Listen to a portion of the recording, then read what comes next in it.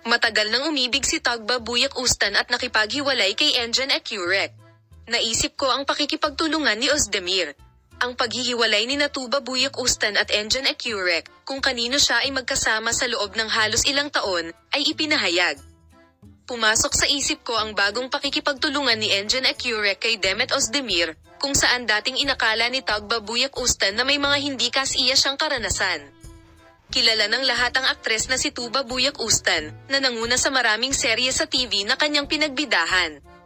Ito ang karapatan ko nang manalo siya ng kanyang unang Golden Butterfly Award dahil isa siya sa mga pangalan na madalas nasa agenda at pinagtataka sa kanyang debo, mga kagiliw-giliw na sayaw at mga post sa social media.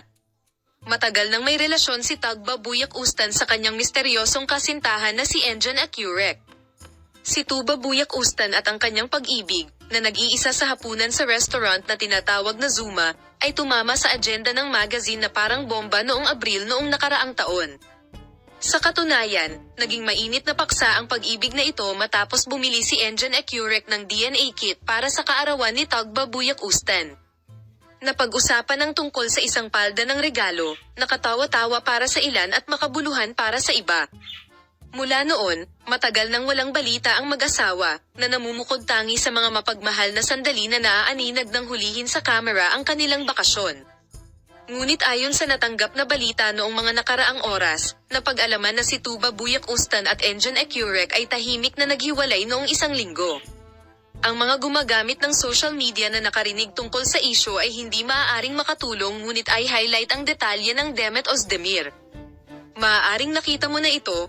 Ayon sa balita ni Mehmet Ostendag mula sa Hurriyet, si Demet Ozdemir ay pumirma ng isang bagong kasunduan sa negosyo kay Engin Ecurek mga 3 buwan na ang nakakaraan. Maaaring nagtataka kayo kung ano ang punto, ngunit ang tunay na isyu dito ay bumabalik pa. Sa katunayan, pinag-uusapan na naman natin ang sikat na Golden Butterfly Night na iyon. Siguradong may ilan sa inyo na maaalala ito.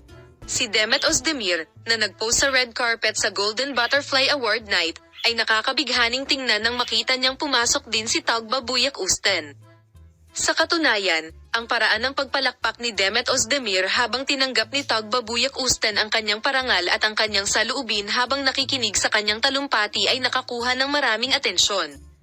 Sa oras na iyon, lumitaw ang mga kahangahangang larawan mula sa mga reaksyon kay Demet Ozdemir para sa iyong mga renta.